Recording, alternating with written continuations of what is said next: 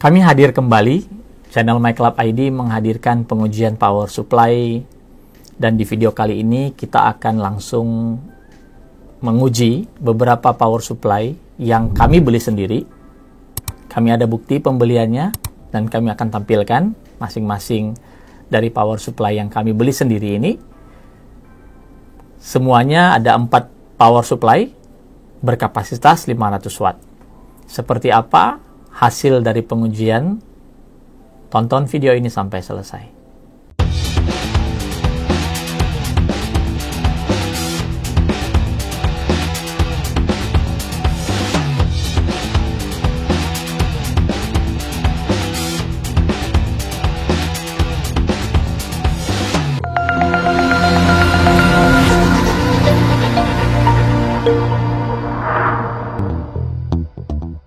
Berulang kali kami pernah mengatakan bahwa power supply itu paling penting dan paling vital dalam sebuah komputer atau PC. Tapi seringkali orang menjadikan power supply itu menjadi pilihan paling terakhir dari daftar belanja. Yang sangat tidak disadari, power supply ini sangat menentukan umur pakai dari komponen-komponen yang kita beli dan kita pasang dalam PC. Dan ironisnya, terkadang atau sebagian besar orang selalu menganggap power supply itu harus murah dibandingkan komponen yang lain. Power supply itu kalau di atas, ya nggak tahu ya, persepsi orang berbeda-beda, tapi umumnya kalau sudah angka menyentuh 1 juta, wah itu sudah tidak worth it untuk dibeli gitu. Padahal fungsi utama dari power supply adalah memberikan suplai daya pada komponen gitu.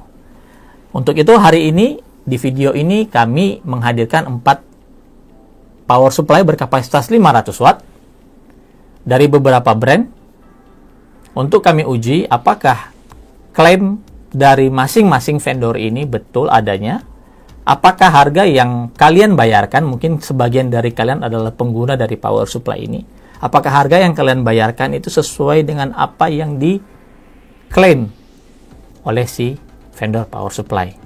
Mari kita kupas satu-satu power supply yang hadir kali ini.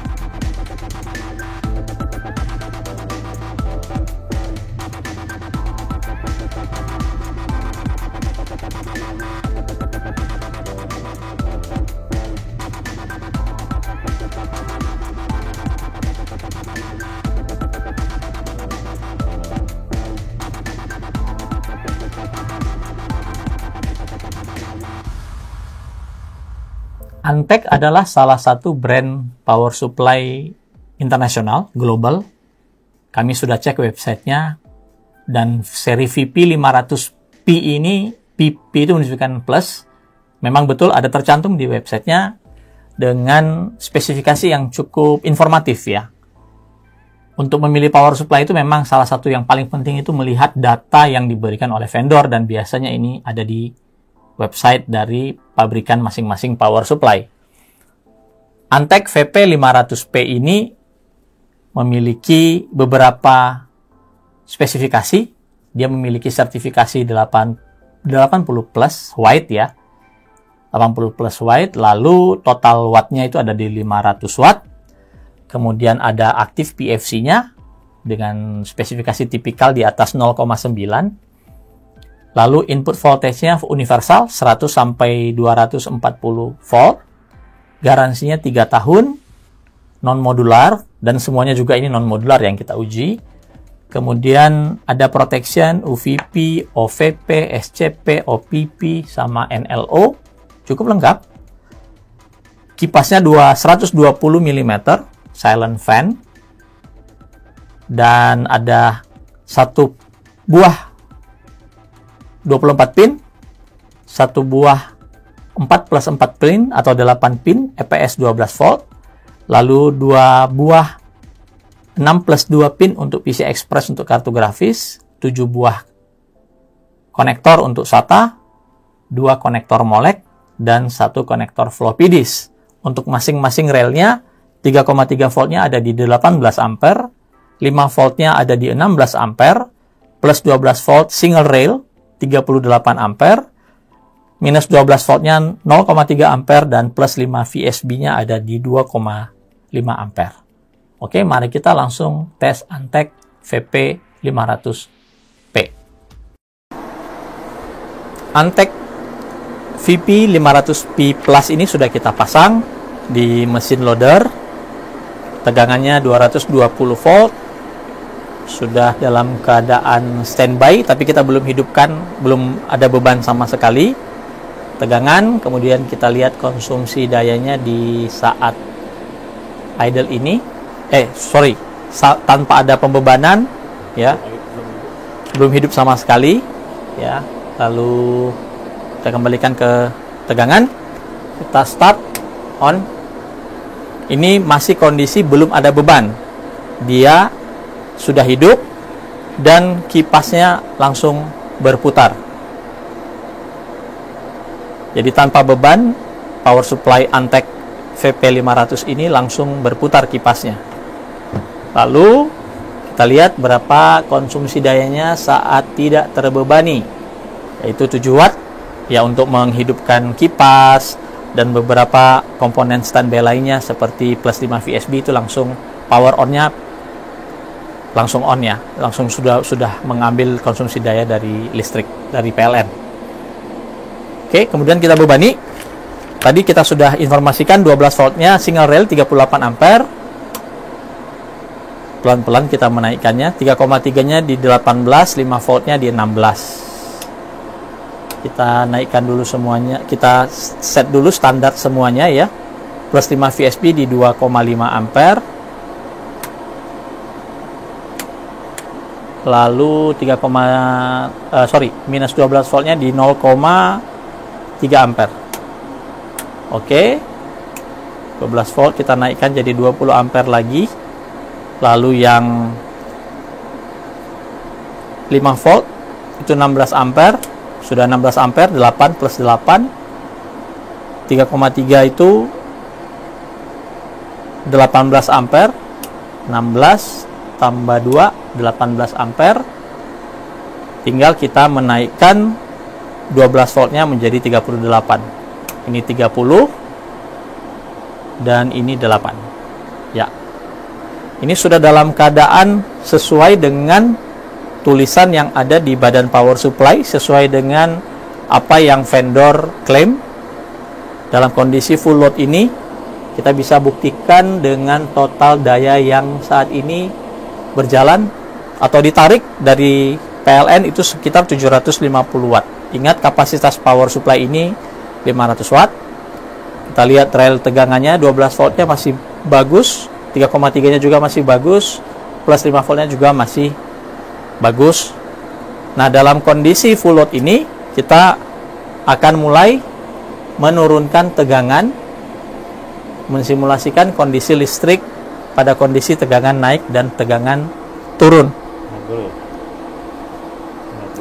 Kita mulai dengan menaikkan ke 250 volt.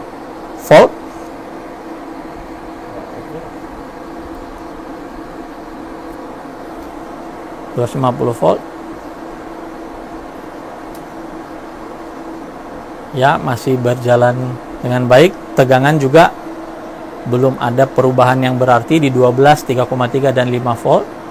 Lalu kita turunkan ke 160 volt, mensimulasikan kondisi tegangan listrik yang turun, dan ini sangat sering terjadi di negara kita.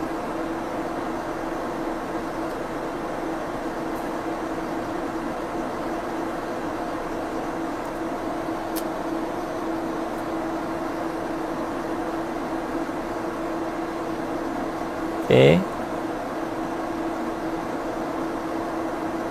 Ya, kita sudah dapatkan 100 tegangan input di 160 volt dan power supply ini masih bisa berjalan dengan normal.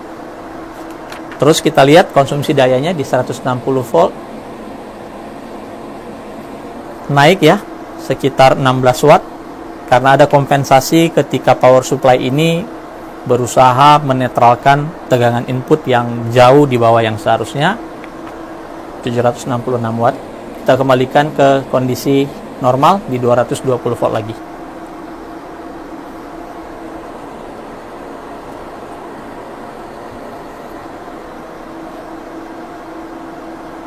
Kita sudah uji sesuai dengan apa yang diklaim oleh si vendor dan semuanya berjalan dengan baik untuk Antec VP500P Plus ini. Power supply selanjutnya adalah satu-satunya power supply yang memiliki fitur RGB. Kita ambil dari Simbada 500 watt RGB PSU. Kami juga sudah melihat di websitenya, ada tercantum, namun kurang informatif. Hanya beberapa informasi mendasar saja yang ada tanpa ada detail-detail lainnya. Di sana tertulis power supply ini memiliki 1 kali 24 pin untuk motherboard, lalu ada 1 kali 4+4 pin atau 8 pin EPS 12 volt, lalu 2 buah 6+2 pin untuk PCI Express konektor, 4 buah molek konektor, kemudian ada 4 SATA konektor, lalu kipasnya ini 12 cm dengan efek RGB, kemudian garansinya 2 tahun,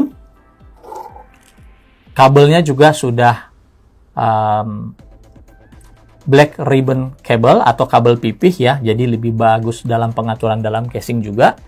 Lalu garansi 2 tahun dan spesifikasi tegangannya masing-masing 12 voltnya di 33 ampere single rail, 5 voltnya 10 ampere, 3,3 voltnya 13 ampere, minus 12 voltnya 0,5 ampere, dan plus 5 VSB-nya 2,5 ampere. Nah, yang unik adalah di boxnya ini tertulis beberapa informasi seperti ada gaming, RGB, kemudian ada ATX 12 volt silent over voltage, which is yang silent over voltage saya tidak mengerti apa artinya. Mungkin teman-teman ada yang mengerti arti dari silent over voltage, bisa tulis di komentar. Dan kemudian ada logo 80 plus. Yang lainnya ini terlihat dia sudah printed ya. Tetapi yang logo 80 plus ini bisa dilepas. Artinya ini ditempelkan saja. Ya. Jadi semoga saja ya ini benar 80 plus. Mungkin waktu dibuat desain dusnya ini belum ada logo 80 plus harus ditambahkan dan ditempel seperti ini. Oke, mari kita uji Simbada RGB 500 watt power supply. Power supply Simbada 500 watt RGB sudah kita pasang di dummy loader yang kita pakai untuk membebani, dan kita akan hidupkan tegangan yang input 220 volt. Kita hidupkan. Dan ini ada nyala-nyala RGB-nya yang bisa dinikmati. Ada tombol juga di belakangnya untuk mengganti efek RGB, dan RGB-nya juga bisa di turn off ya, seperti ini. Kemudian kita lihat berapa konsumsi tanpa beban.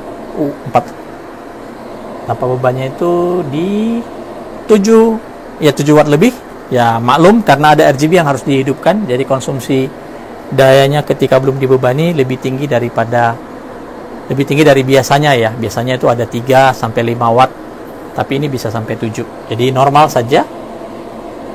Kita bebani sesuai dengan spesifikasinya, yaitu 12 voltnya di 33 ampere, 5 voltnya di 10, kemudian 3,3-nya ada di 13 ampere, minus 12-nya di 0,5, minus 12 0,5, dan plus 5 VSB di 2,5.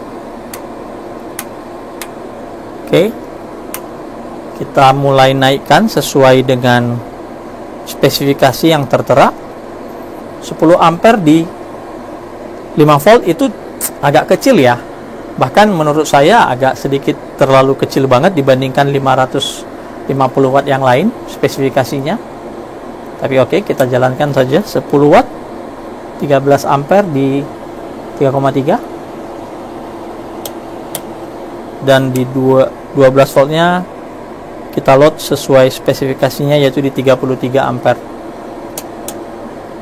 ya, seperti ini. tegangannya juga masih bagus, kondisi full load. Dan kita lihat kondisi berapa yang diambil dari listrik, yaitu sekitar 650 watt, dengan total kalau kita jumlahkan semuanya yang kita load saat ini benar tepat di 500 watt. Oke, kita dalam kondisi ini kita akan mulai turunkan, kita naikkan dulu tegangan ke 250 volt.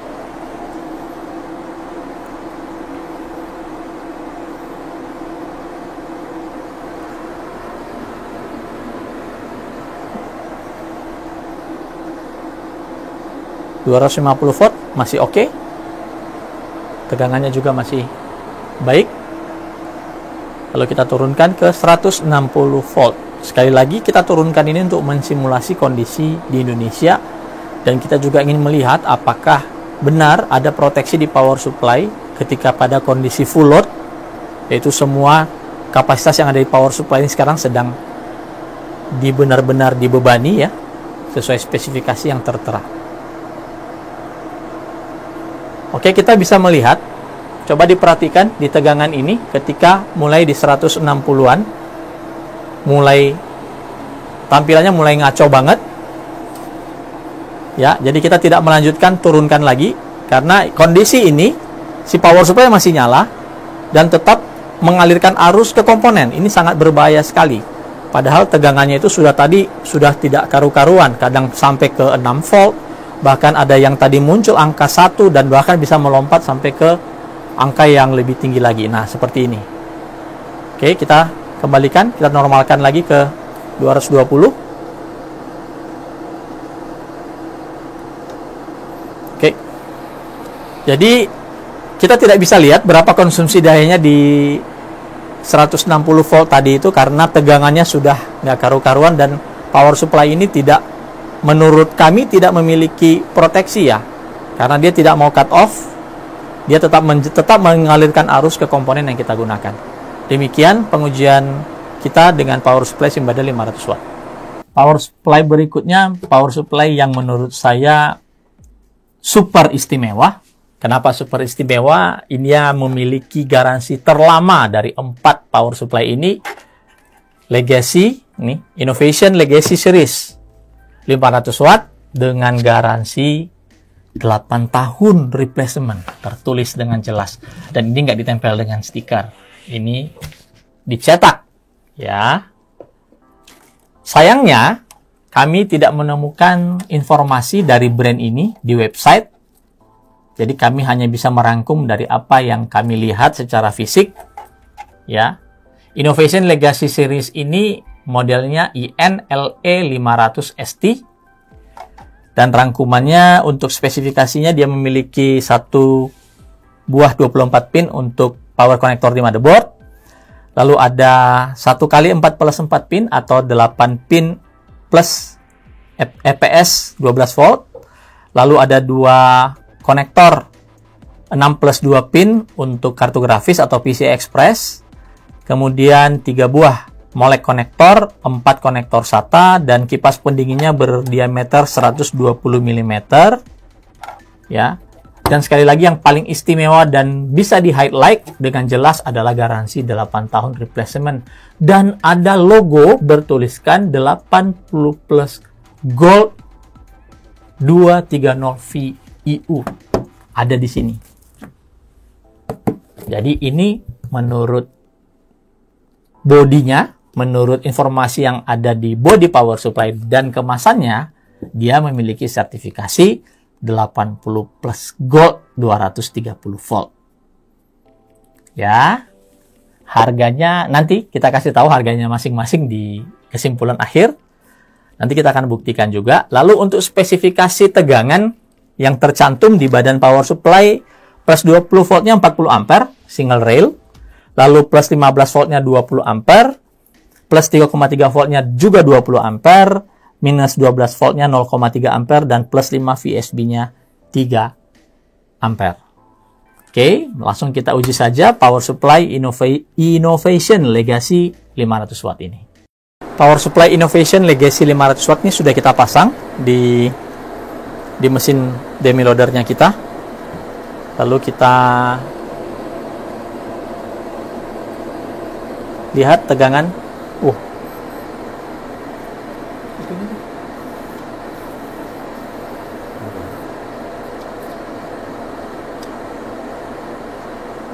Wow. Ininya atau ininya? Hah? Ininya? Masa sih?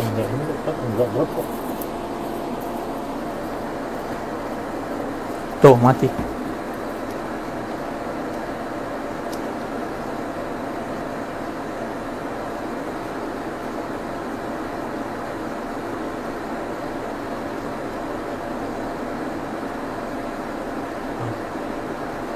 Oke.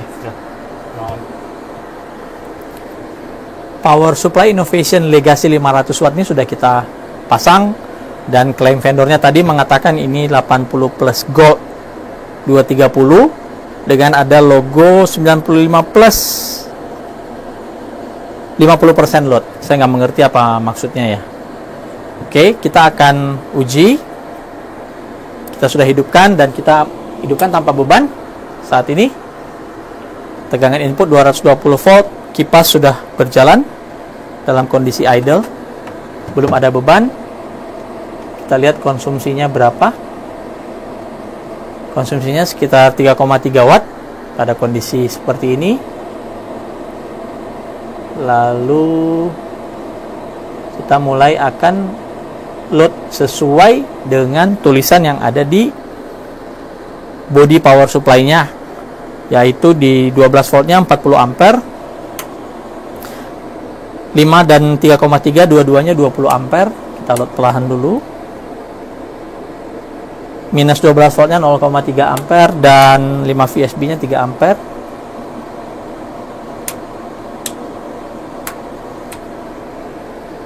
Ya. Lalu kita load lagi 12 voltnya. 16 30 ampere di 12 volt. Lalu kita genapkan 20 ampere di 5 dan 3,3. Ya. Lalu ya, langsung shutdown ketika kita coba di 40 ampere. Langsung shutdown. Kita coba hidupkan lagi. Oh.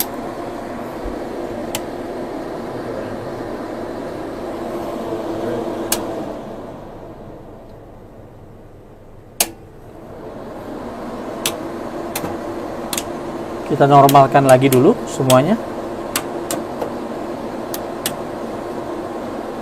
Lalu kita hidupkan lagi. Oke, masih bisa hidup.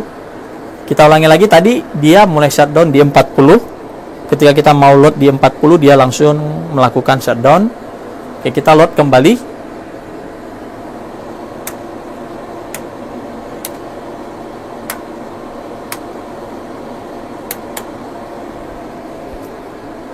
Kita bebankan 16 ampere saja di 3,3 dan 5 volt. Lalu 30 ampere di 12 volt. Kita lihat konsumsi dayanya sudah 650 watt yang diambil dari PLN. Tadi di 12 voltnya ada 40, dan waduh, di 40 ampere sudah parah sekali angkanya. Kita bisa lihat hanya 10 volt. Ya, ketika kita bebani ke 40, berarti maksimumnya ini mungkin hanya sekitar 30 ampere saja di 12 voltnya ya, bukan 40. Dan kita masih membebani 5 dan 3,3 nya juga hanya masing-masing 16 ya, dari seharusnya yang tertulis adalah 20 ampere. Jadi kita tidak akan melakukan pengujian di 40 ampere. Kita coba tambahkan lagi, juga langsung dropnya jauh sekali. Kita hanya tambahkan 4 ampere, jadi 34 juga drop. Kita tambahkan 2. Oke, kayaknya di kondisi 2 ini kita bisa melakukan pengujian over voltage dan under voltage ya. Kita cek dulu.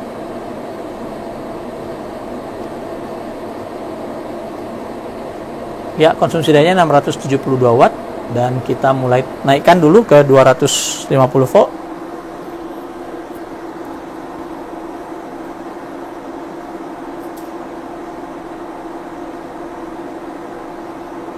Jadi untuk Power Supply Innovation ini kami tidak menemukan websitenya. Jadi kami hanya berdasarkan apa yang tertulis di kemasan atau di dus dan juga di badan power supply-nya saja untuk melihat spesifikasinya. Dan kami juga sudah mencari list 80 plus Gold 230 volt EU untuk power supply ini dan kami tidak menemukannya di website 80 plus.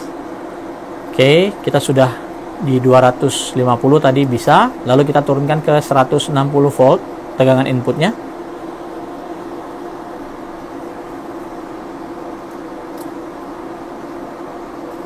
Ya.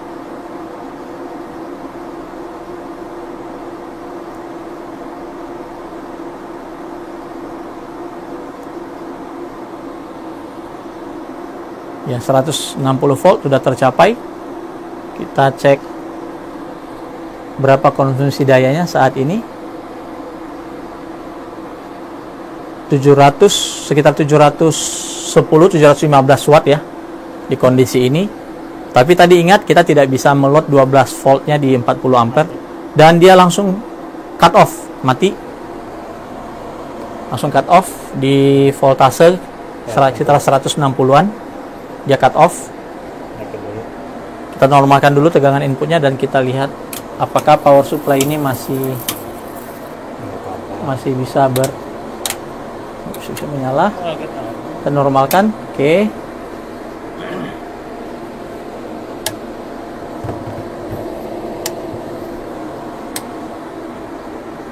Ya, tidak bisa hidup.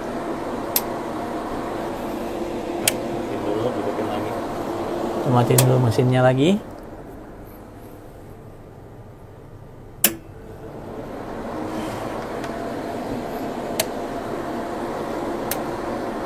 Ya, kita tidak bisa lagi menghidupkan power supply-nya. Power supply-nya sudah tidak bisa digunakan lagi, alias sudah mati. Ya, nggak bisa. Oke, demikian pengujian kita untuk Power Supply Innovation Legacy 500 watt. Power supply keempat di video ini yaitu Cooler Master E-Lite 500 230V V4. Ini adalah generasi keempat dari varian E-Lite yang dirilis oleh Cooler Master. Power supply ini memiliki kapasitas yang sama dengan tiga lainnya yaitu 500 watt dengan input voltage-nya 200 sampai 240. Lalu kipas pendinginnya berdiameter 12 cm atau 120 mm menggunakan bearing fan sleeve bearing. Dan di websitenya sangat jelas informasi tentang power supply ini karena Cooler Master salah satu brand atau vendor power supply internasional atau global sama seperti Antec yang pertama tadi. Lalu proteksinya juga lengkap, ada OVP, ada OPP, OTP, SCP, dan UVP. Memiliki 24 pin satu buah untuk power connector ke motherboard, EPS 4+4 atau 8 pin satu buah, satu konektornya ada 5, kemudian molek konektornya ada 3, dan PCI Express 6+2 konektor ada 2 buah, dan garansi 3 tahun.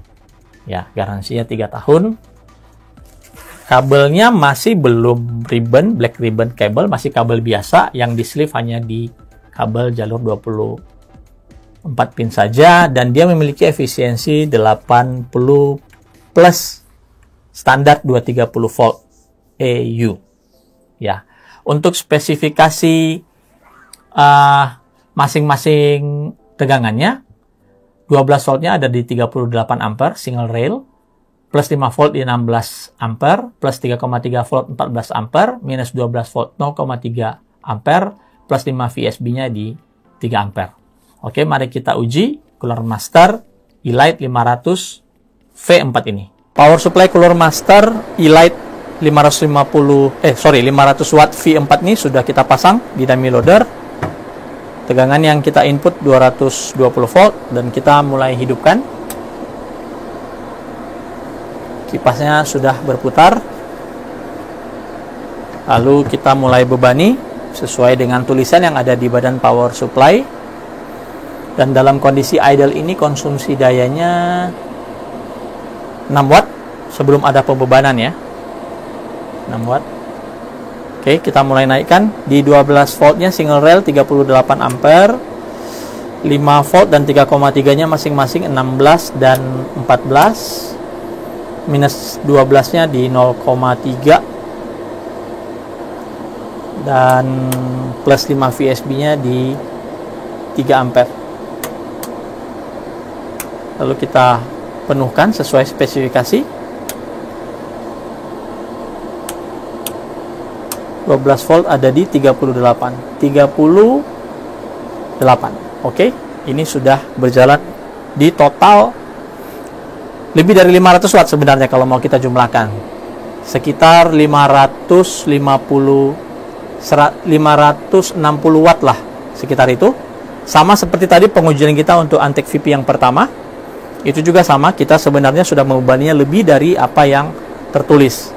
Kalau kalian bisa menjumlahkan semuanya angka ini di power supply Antec dan Cooler Master ini, maka kalian akan menemukan angkanya lebih dari 500 watt. Kita lihat konsumsi dayanya 735 watt pada kondisi full load. Dan dari kondisi ini kita akan mencoba menaikkan dan menurunkan input tegangan. Naikkan ke 250 volt dulu tegangan inputnya. Oke, berjalan dengan baik. Terus kita turunkan ke 160.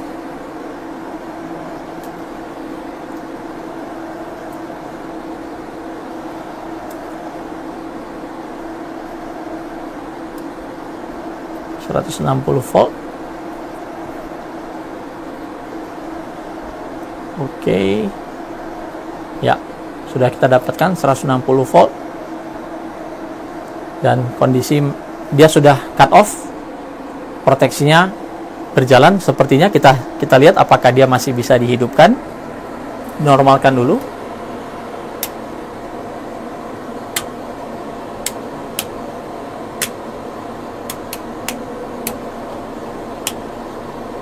Kita normalkan semua. Coba hidupkan lagi. Ya, dia masih bisa menyala. Lalu kita bebankan lagi dengan angka yang sama.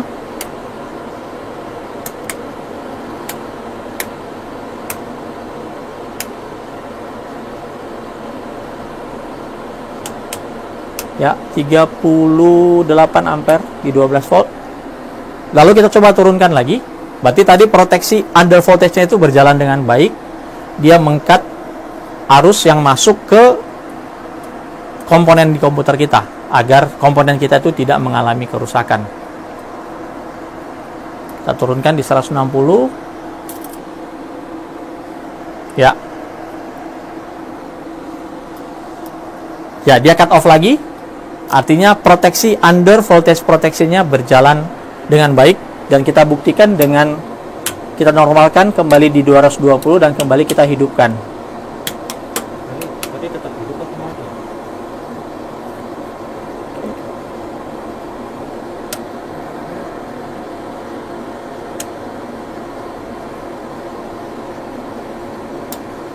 Ya, masih menyala dengan baik. Masih bisa berfungsi dengan baik. Oke, demikian pengujian kita untuk power supply Cooler Master E-Lite 500 watt V4. Bagaimana? Kita sudah melihat bersama-sama pengujian dari 4 power supply ini, dan kita tiba di akhir dari video ini, di mana kita akan memberikan kesimpulan atau pandangan kita tentang masing-masing power supply yang kita gunakan dan informasi harganya yang kami dapatkan ketika kami membelinya secara online. Jadi bukti-bukti tentang pembeliannya kita akan tampilkan juga. Kalian bisa lihat nanti. Oke, yang pertama sekali kita uji adalah si Antec VP 500 watt ini. Secara overall ini adalah power supply yang cukup baik. Kemudian dari pengujian semuanya dilalui dengan baik. Baik itu ketika kita menggunakan tegangan yang lebih tinggi, over voltage, atau tegangan yang lebih input yang lebih tinggi, lalu kita juga sudah uji dengan tegangan yang lebih rendah di sekitar 160 volt untuk input untuk mensimulasikan kondisi di Indonesia, dan bisa berjalan dengan baik di power supply ini. Tidak ada masalah sama sekali dan rail-railnya masih normal. Nah, satu keuntungan power supply ini karena dia menggunakan sertifikasi 80 plus. 80 plus itu artinya input range voltage-nya lebih luas, dari 100 sampai 240 VAC, sesuai penjelasan yang ada di websitenya. Sehingga ketika kita menurunkan tegangan tadi, dia masih dalam range 100 sampai 240 VAC tadi. Jadi tidak heran di 160 tidak ada protection dan dia masih berjalan dengan baik. Untuk harga, kami membeli Antec VP 500 Plus ini di harga Rp560.000 dan bergaransi 3 tahun. Power supply berikutnya adalah Simbada. Simbada ini datang dengan 2 tahun garansinya. Kemudian satu-satunya power supply yang memiliki efek RGB dalam video kali ini. Dari sisi pengujian, kita sudah melihat angka-angka yang tertera di badan power supply ketika kita mengimplementasikannya ke mesin dummy loader. Pada saat kita melakukan tegangan yang turun di 160-an, kita bisa lihat trailnya langsung ngaco habis-habisan. Ini sebenarnya sangat berbahaya sekali untuk komponen kita. Karena fungsi proteksi tidak ada di situ. Arus terus berjalan, daya terus dikonsumsi oleh peripheral yang kita pakai di dalam PC kita, tetapi dengan tegangan yang sangat-sangat tidak sehat. Bahkan tegangan yang tadi bisa kita saksikan bersama ke dalam pengujian itu bisa langsung merusak komponen kita. Harusnya dengan proteksi ketika tegangan ini sudah mencapai atau beban yang di power supply ini sudah mencapai limitasinya, dia harus melakukan cut off atau langsung shutdown dan tidak mengalirkan arus lagi ke peripheral. Itulah yang disebut dengan proteksi.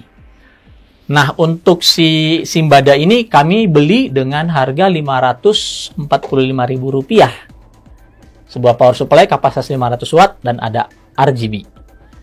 Ketiga yang kita coba adalah Innovation Legacy 500 watt, satu-satunya power supply yang mati ketika kita bebankan sesuai dengan tulisan yang ada di badan power supply. Bahkan kita sudah menurunkan ya, karena ketika kita pasang atau kita masukkan semua angka-angka di masing-masing tegangan, power supply ini langsung shutdown.